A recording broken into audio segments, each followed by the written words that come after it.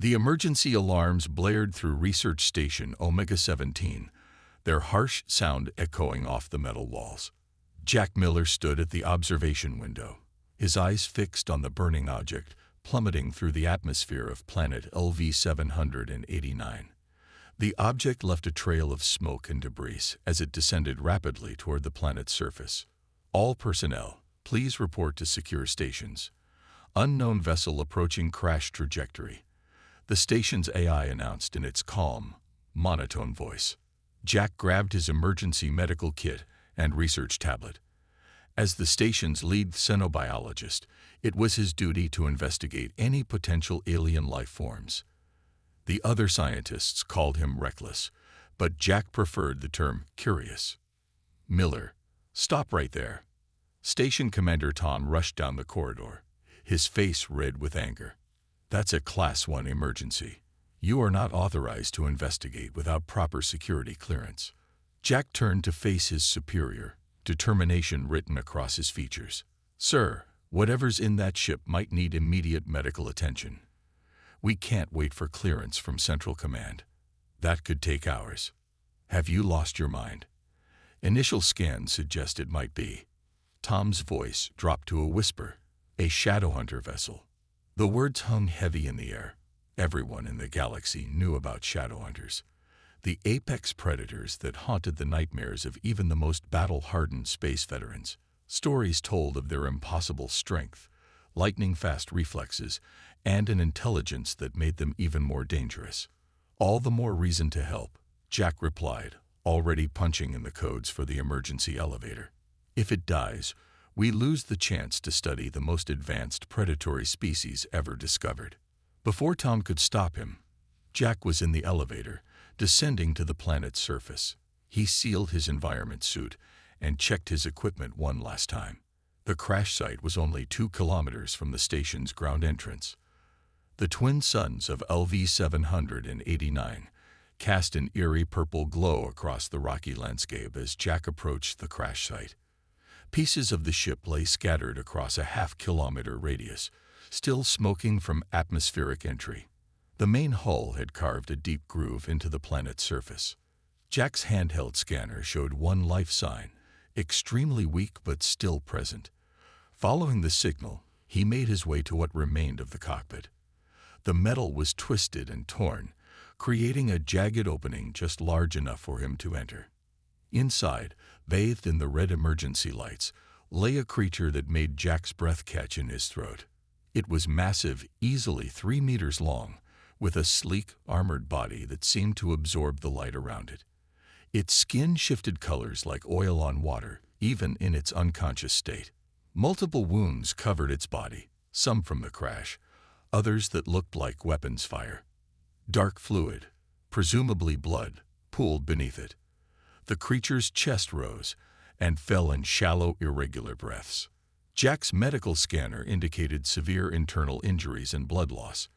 Without immediate treatment, the creature would die within hours. He knew the standard protocol. Secure the site, wait for a military containment unit, and under no circumstances approach a Shadowhunter. But as he looked at the injured being before him, Jack saw something others had missed. The creature's wounds weren't just from the crash. It had been running from something or someone.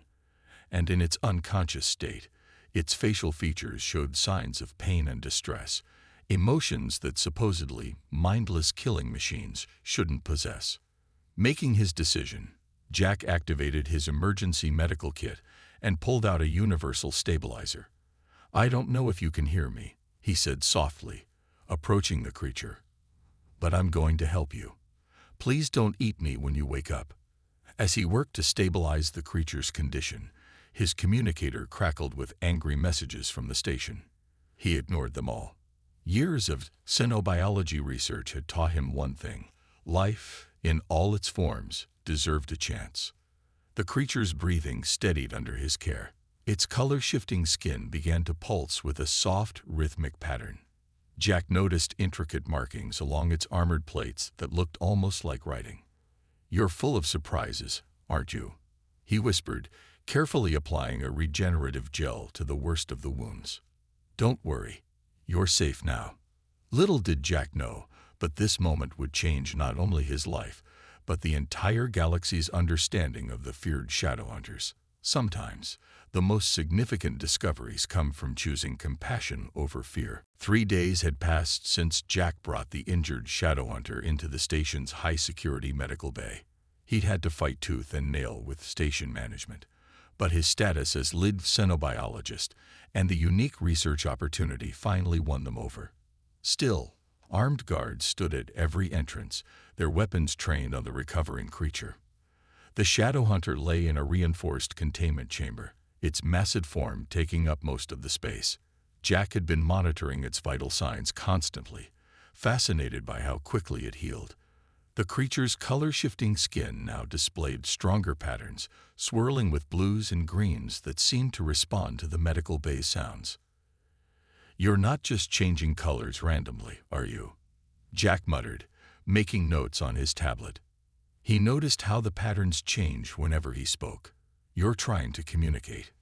The creature's eyes opened suddenly, all 4 of them. They were deep amber with vertical pupils that fixed directly on Jack. Everyone in the room froze. The guards raised their weapons. "Don't shoot." Jack stepped between them and the chamber. "Look at its behavior. It's assessing its environment, not threatening us."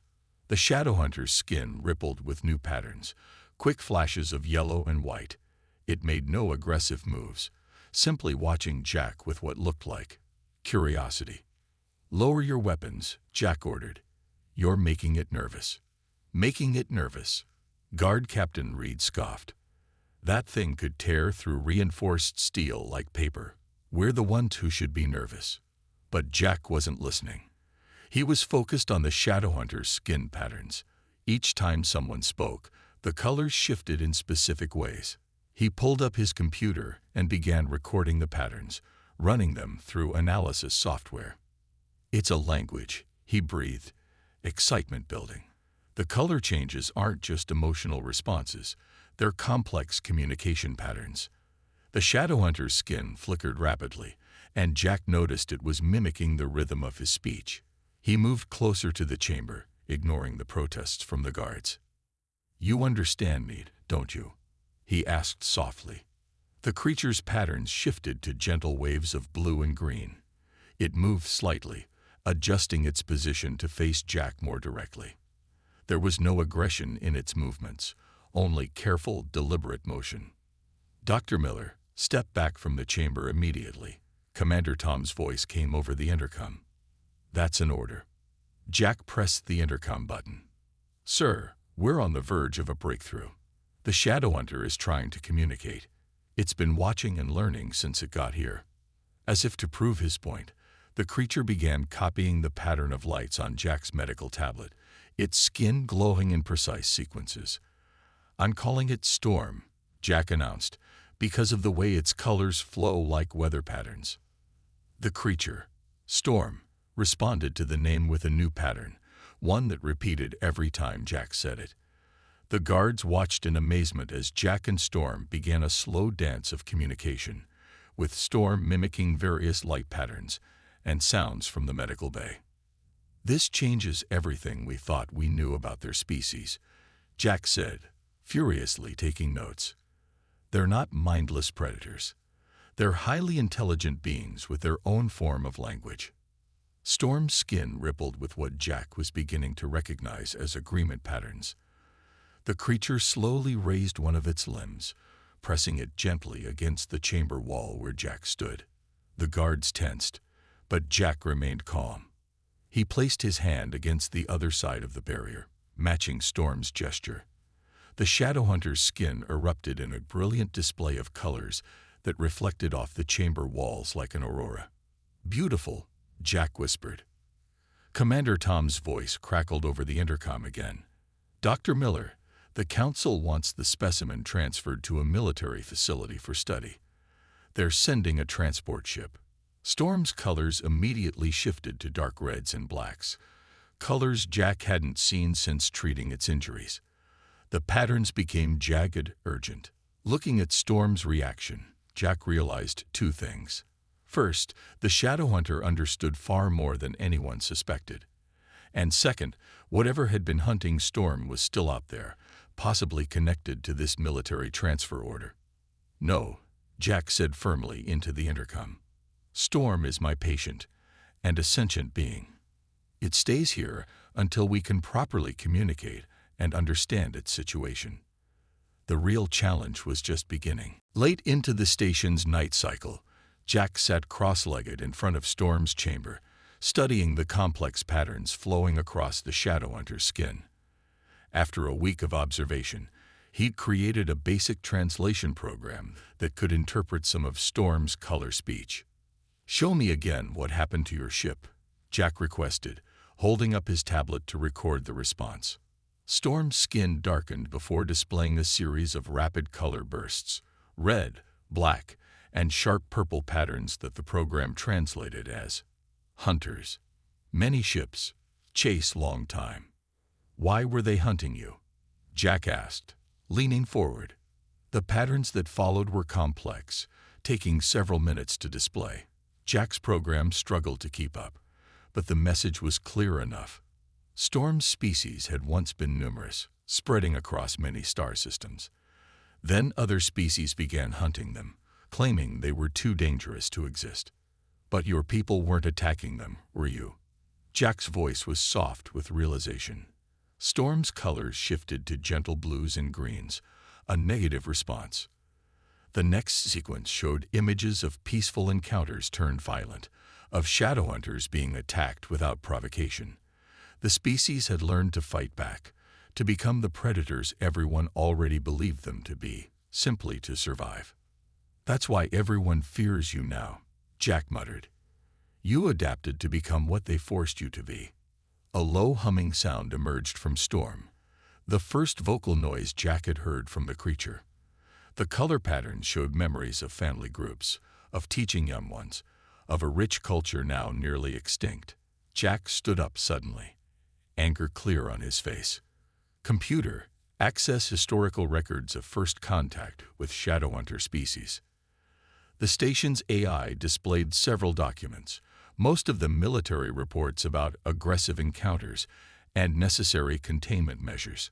But buried in the oldest records, Jack found what he was looking for: original survey data showing peaceful first contact, followed by unauthorized hunting expeditions for valuable biological compounds. "They wanted to harvest you," Jack said, his voice tight with disgust. "Your natural ability to adapt and heal. They wanted to study it, to take it for themselves." Storm's skin rippled with confirmation patterns. More colors flowed, showing scattered survivors, hiding in the darkest parts of space, always running, always hunted. "How many of your kind are left?" The answer made Jack's heart sink. Storm's patterns translated to numbers so small they barely registered as a viable population. Just then, the chamber sensors began beeping. Jack checked the readings and smiled. "Your injuries are fully healed," he announced. "We can probably remove the medical restraints now." A new guard, who had been standing quietly in the corner, stepped forward. "Sir, that's against protocol. The creature must remain restrained." Jack turned to face him. "This creature has a name, and Storm has shown no aggressive behavior since arriving. In fact," he checked his tablet, "Storm's vital signs are all in ranges indicating calm and friendly interaction." As if to prove the point, Storm's skin displayed patterns that the program now reliably translated as "Friend Jack. Trust. Safe." Jack began the procedure to deactivate the restraints. The guard raised his weapon, but Jack ignored him. The restraints clicked open one by one. Storm rose slowly to full height, an impressive 3 meters of sleek, armored grace. The guard backed away, but Jack stood his ground. Storm's skin rippled with gentle patterns of gold and blue, and the massive creature slowly lowered its head to eye level with Jack. For the first time, human and Shadowhunter looked at each other with no barriers between them. Storm's 4 eyes blinked in sequence, and its skin displayed a pattern Jack had never seen before, one the program couldn't translate. "What does that mean?" Jack asked, fascinated. Storm repeated the pattern, then used simpler colors to help Jack understand. Family, bond, protect. Jack's eyes widened. You're adopting me. The pattern flickered again, stronger this time. In Shadowhunter culture, it seemed, saving a life created a bond stronger than blood. Well, Jack said with a smile, I guess I have a lot more to learn about your culture. Storm's skin lit up with patterns of joy, turning the medical bay into a light show of swirling colors. The guard finally lowered his weapon, unable to deny the obvious truth. The galaxy's most feared predator was showing more humanity than those who had hunted them. The peaceful night cycle on Research Station Omega-17 was shattered by blaring alarms. Jack bolted upright in his office chair, where he'd fallen asleep studying Storm's language patterns. Warning: 3 unidentified vessels approaching. They are not responding to hails, the station AI announced. Jack's blood ran cold. He rushed to Storm's chamber, finding the Shadowhunter already alert, skin pulsing with warning patterns of deep red and black. Hunters come. Must leave now. Storm's colors translated on Jack's tablet. Commander Tom's voice crackled over the intercom. Dr. Miller, 3 bounty hunter ships just dropped out of hyperspace. They're demanding we hand over the Shadowhunter. Before Jack could respond, the station shuddered under the impact of weapons fire. The hunters weren't waiting for an answer. They're cutting through the outer defenses. Someone shouted over the comms. Jack made a split-second decision. Storm, can you run? The Shadowhunter's skin flashed an affirmative pattern. Jack typed rapidly on the chamber's control panel, initiating emergency release protocols. Dr. Miller, what are you doing? Commander Tom demanded. Saving an innocent life, Jack replied, grabbing his research tablet and emergency pack. Storm, follow me. The Shadowhunter moved with incredible grace despite its size, flowing like liquid shadow behind Jack as they raced through the station's corridors. Jack's mind raced faster than his feet. They needed a ship, something fast enough to outrun the hunters. Another explosion rocked the station. Emergency barriers began dropping, trying to contain hull breaches. This way, Jack called, turning toward the research vessel bay. His personal ship, while small, had been modified for xenobiology fieldwork. It wasn't much, but it was their only chance. They reached the bay just as the station's security forces engaged the first wave of bounty hunters. Plasma fire lit up the corridors behind them. Get to my ship, Jack shouted, running to the bay's control panel. He had to override the lockdown to open the launch doors. Storm moved with lethal efficiency, crossing the bay in seconds. The Shadowhunter's skin patterns shifted to camouflage colors, making it nearly invisible against the bay's walls. Jack's fingers flew over the controls. The bay doors began to open, but too slowly. He could hear the hunters getting closer. A plasma bolt sizzled past his head. Jack dove behind a cargo container as 3 heavily armed figures entered the bay. Step away from the controls, the lead hunter ordered. That creature is worth more than you'll earn in 10 lifetimes. Storm's colors flared with rage, but Jack quickly signaled for the Shadowhunter to stay hidden. They only needed a few more seconds for the doors to open fully. You don't understand what you're doing, Jack called out. They're an intelligent species. What you're doing is murder. Credits are credits, another hunter laughed. Now move away, or we'll take you too. Plenty of scientists would pay to study human-Shadowhunter interaction. The bay doors finally locked into their open position. Jack looked at his ship, then at the hunters blocking his path. He needed a distraction. Suddenly, the bay was plunged into darkness. Storm had somehow reached the lighting controls. The hunters activated their night vision gear, but they were looking in the wrong direction. Storm dropped from the ceiling behind them, skin now glowing with brilliant, disorienting patterns. The hunters spun around, temporarily blinded by the intense light show.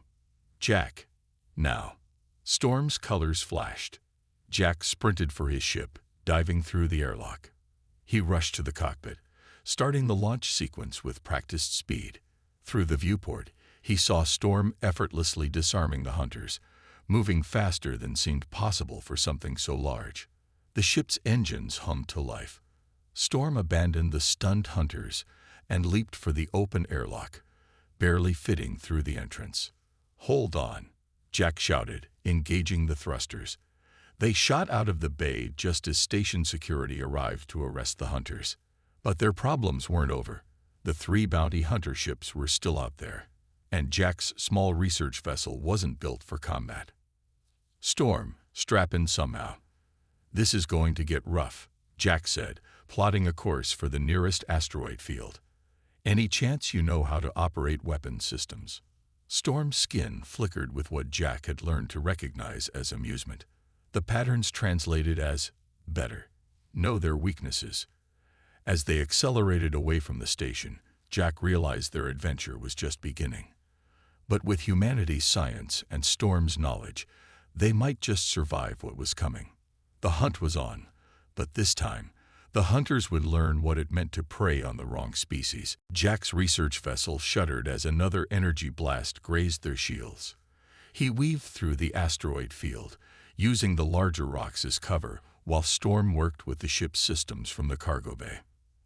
"How are those modifications coming?" Jack called out, narrowly avoiding a collision with a spinning asteroid. Storm's skin pulsed with patterns that translated as almost ready.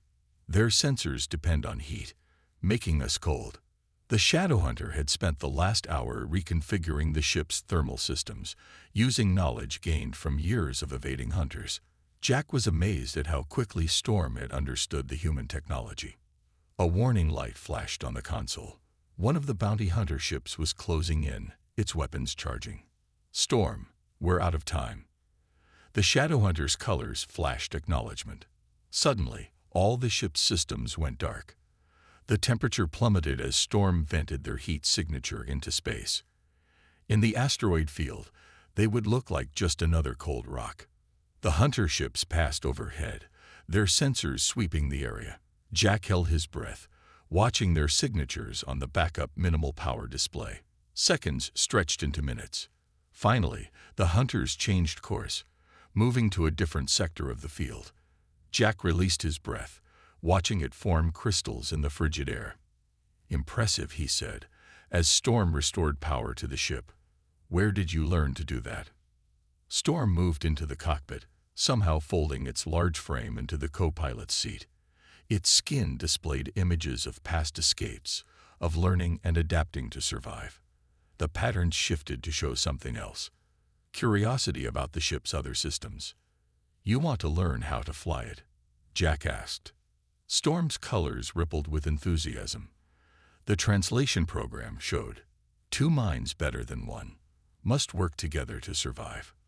Over the next few hours, as they drifted through space to avoid detection, Jack taught Storm the basics of human spacecraft operation. The Shadowhunter learned with incredible speed, its 4 eyes taking in every detail, skin changing colors to mark important information. In return, Storm showed Jack how to read the subtle changes in its color patterns without relying on the translation program. The colors weren't just words. They carried emotions, memories, and complex ideas that the program often missed. "Your species developed this language because you can see more color spectrums than humans, right?" Jack asked, fascinated. Storm's response was a beautiful display of colors beyond what Jack could fully perceive, but he understood the meaning. Their language had evolved to share knowledge quickly between family groups, crucial for survival. "Family groups," Jack mused. "The hunters separated you from yours." Storm's colors darkened with sadness, showing images of a desperate escape, of sacrifice. Its family had created a diversion, allowing Storm to escape with vital information about their species' history and culture. Jack reached out, placing a hand on Storm's armored shoulder. The Shadowhunter's skin warmed slightly at the touch, displaying patterns of gratitude and friendship. A sensor alert interrupted the moment. Storm moved with lightning speed, adjusting their position behind a larger asteroid. "Supply ship," Storm's colors indicated. "Not hunters. Opportunity." Jack checked the readings and smiled. The supply ship's heading to mining colony Beta, We can blend in with the other ships and get supplies there. They worked together seamlessly, Storm managing their heat signature, while Jack plotted an approach that wouldn't draw attention. The Shadowhunter's natural abilities complemented the ship's systems perfectly. "You know," Jack said as they fell into formation with other vessels approaching the colony, "most humans would say this is impossible, working with a Shadowhunter." Storm's colors shifted to display amusement, then determination. The pattern translated roughly as, "Humans surprise galaxy. You see truth when others fear. Make impossible possible." Jack laughed. "Well, when you put it that way." Their ship joined the crew for docking clearance. They had a long journey ahead, but Jack realized something important. In just a few days, he and Storm had developed the kind of trust and understanding that most species thought impossible. As they waited for clearance, Storm taught Jack more about reading color patterns, while Jack explained human expressions and gestures. Two species, feared and misunderstood by many, finding common ground among the stars. Sometimes, Jack thought, the best partnerships form in the most unlikely circumstances. Mining Colony Beta buzzed with activity as ships came and went, but none of the busy workers noticed anything unusual about the small research vessel docked in Bay 47. Inside, Jack and Storm were hunched over the ship's computer, reviewing data they'd gathered from the colony's information network. "Look at this," Jack said, pointing to a series of corporate documents. "Every major attack on your species was funded by Biogen Corporation." Storm's skin rippled with dark patterns of recognition. The translation showed their ships, their weapons, always their hunters. They had spent 3 days hacking into secure databases, using Storm's knowledge of hunter operations and Jack's research credentials to piece together a disturbing picture. Biogen Corporation, one of the largest pharmaceutical companies in the galaxy, had been orchestrating the extinction of the Shadowhunters. "These profit reports," Jack muttered, scrolling through more files. "They're selling synthesized compounds based on your species' biological material. Healing accelerants, adaptive camouflage technology, enhanced neural processors." Storm's colors flashed with anger, showing memories of laboratories, of captured Shadowhunters being dissected while still alive. Jack felt sick watching the patterns. A new file caught his attention. "Wait, look at these signatures. Government officials, military commanders, corporate executives.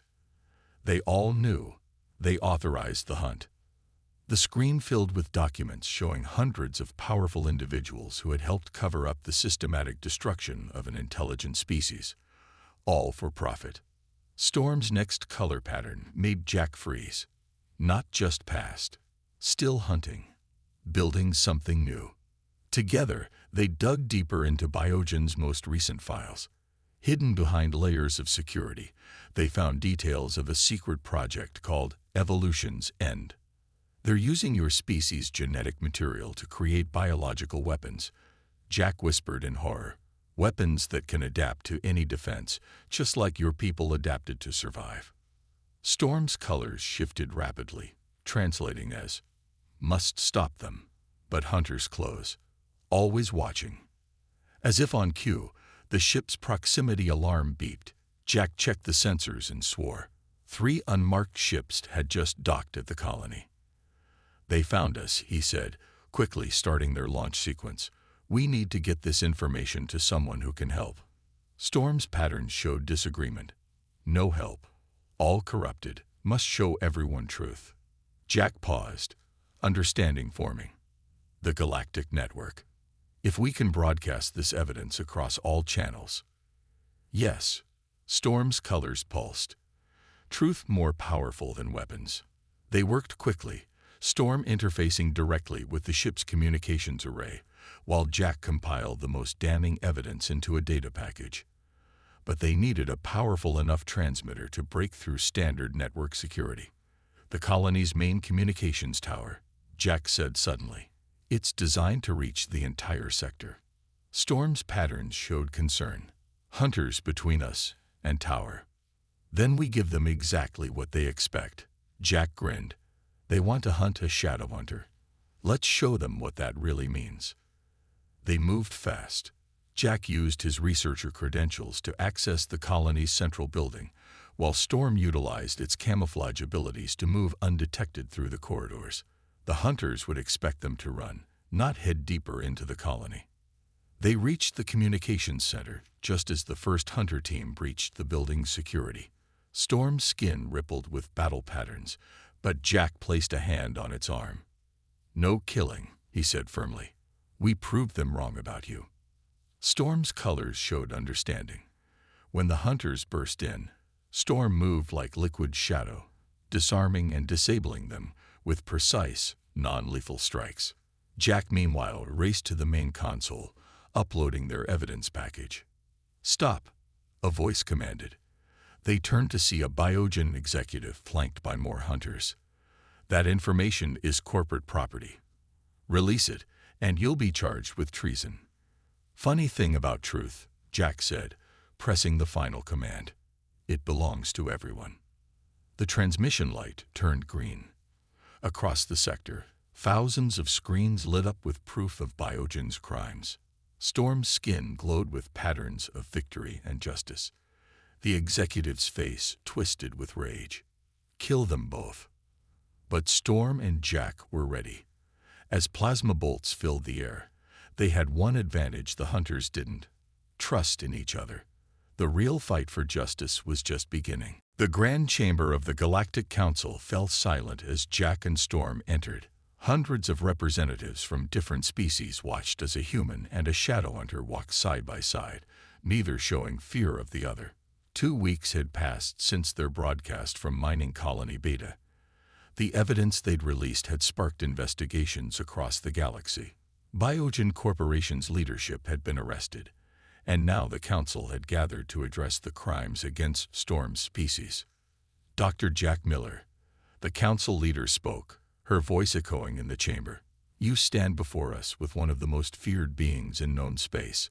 Please explain why we should not consider this a security risk." Jack stepped forward, but Storm's colors rippled with a request. "Let me show them." For the first time in galactic history, a shadow hunter addressed the Council directly. Storm's skin displayed patterns of such complexity and beauty that the chamber's recording systems could barely process them. Jack acted as translator, his voice carrying Storm's story to the stunned audience. "My species never wanted war," Jack translated as Storm's colors flowed. "We were scholars, explorers, artists. Our ability to adapt and heal was meant for survival on harsh worlds, not warfare. We became weapons only after you made us your prey." The Council members shifted uncomfortably as Storm showed images of peaceful shadow hunter colonies transformed into battlegrounds, of families torn apart by hunter raids. But this human, Storm's colors brightened, indicating Jack saw beyond his fear. "He showed us that trust is still possible. That understanding can overcome generations of hatred." Jack took over, presenting their evidence in detail. He showed how fear and greed had driven the near extinction of an intelligent species, how corporations had profited from their suffering, and how government officials had hidden the truth. "The shadow hunters aren't monsters," Jack concluded. "We are, if we let this continue." Debate raged in the Council for hours. Some called for immediate action, others urged caution. Through it all, Storm stood calmly beside Jack, its mere presence challenging everything the galaxy thought they knew about its kind. Finally, the Council leader raised her hand for silence. "We have heard much today about truth and deception, about fear and understanding. Dr. Miller, what do you and your companion ask of this Council?" Storm's colors swirled, and Jack spoke. 3 things. First, immediate protected status for all surviving shadow hunters. Second, the establishment of sanctuary worlds where they can rebuild their civilization. Third, recognition of their right to share their knowledge and culture with other species, as they did before the hunts began. The Council chambers erupted in discussion. Many representatives seemed shocked by the modest nature of the requests. They had expected demands for revenge, for punishment, Instead, they were being offered a chance for peace. The council leader's voice cut through the noise. And what guarantee do we have that history will not repeat itself? Storm moved forward, its skin glowing with colors that needed no translation. The pattern spoke of hope, of wisdom gained through suffering, of the possibility of a better future. Then, in a gesture that would be remembered for generations, Storm lowered itself in the traditional greeting of peace used by the council races. Jack watched as, one by one, council members stood. The vote was unanimous. Let it be recorded, the council leader announced, that on this day, we acknowledge our failures and begin anew. The Shadowhunter species is hereby granted all requested protections and rights. Furthermore, we establish a new position on this council, Ambassador of Reconciliation, to be jointly held by Dr. Jack Miller and the one he calls Storm. As cheers filled the chamber, Storm's skin erupted in patterns of joy that painted the walls with living light. Jack felt the Shadowhunter's happiness radiating like warmth. "What now?" he asked softly. Storm's colors shifted to show new possibilities. Teaching humans their color language, learning Earth's cultures, building bridges between species that had only known fear of each other. Now, Storm's patterns translated. We show Galaxy what becomes possible when one human defies expectations. Jack smiled, placing his hand on Storm's arm.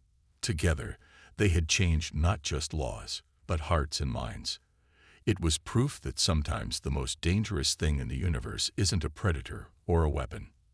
Sometimes, it's an idea as simple as choosing trust over fear. The end.